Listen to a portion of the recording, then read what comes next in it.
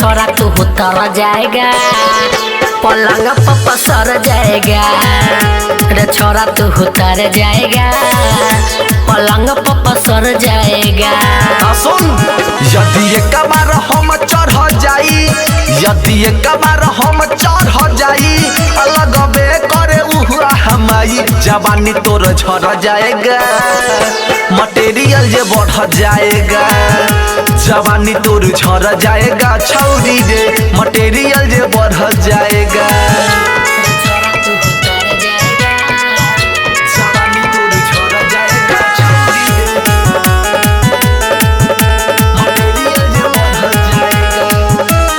अगिया जवानी के सोहे नहीं बेटरे, फट जाई लहंगा तू कर बेजलेटरे। हाँ ताओ न जवानी के ये तना देखाओ रे, मारब जगहिया पहो जाई घाव रे। जितना दम बाटे आके जमा ले, जितना दम बाटे आके जमा ले, चाहे रात भर हमके खटा ले रे छोरा तू उतर जाएगा, पलंग पर पसर जाएगा। जवानी तोर झड़ जाएगा छौरी रे, मटेरियल जे बढ़ जाएगा। जवानी तोर झड़ जाएगा छौरी रे,